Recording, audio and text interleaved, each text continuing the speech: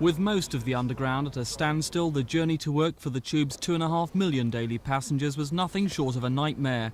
Commuters found stations closed. Inside, they were like ghost towns. For many, the alternative was to travel by bus, but they simply couldn't cope.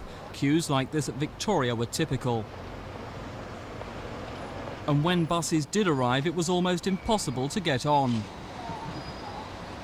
It was the same story in the suburbs, with some passengers queuing for more than an hour. So you couldn't get on the bus either? No. It's the fourth bus I'm trying to get on. How much extra time is this going to put on your journey?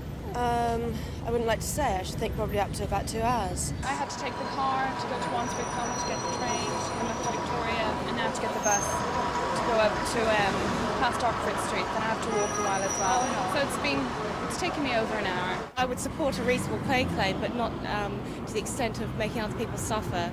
Well, I've been walking maybe a few miles from Victoria. I've got a few miles to go to Hammersmith. I'm just trying to... I knew there was a map in the Underground, so I went in to have a look at it, to orientate myself, which I've done now, I hope. So the strike's causing you a lot of inconvenience then? Yes, a great deal.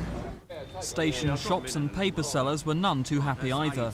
Well, usually I haven't got time to smoke a cigarette or blow my nose. It's just one after the other, you know. And this morning there's hardly anything? Yeah, just like week before last, you know.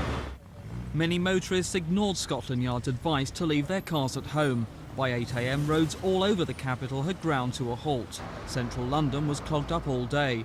London buses said they had plenty of vehicles on the roads. The problem was that journeys were taking up to 2 hours longer because of heavy traffic. When taxis were spotted, they always seemed to be full. For many London Underground staff, the strike meant they had little to do. Well, this is the control room for the District and Piccadilly lines, two of the busiest on the Underground.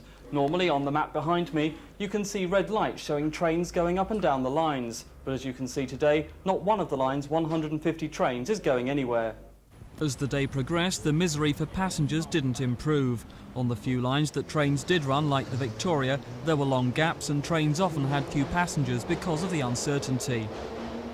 Tonight, the misery continues as commuters battle their way home. There's still no service on much of the Underground, the roads are packed, and most bus stops have long queues with hour-long delays. The only good news is that the Underground is expected to be back to normal tomorrow. This is Mike Pearce for Thames News.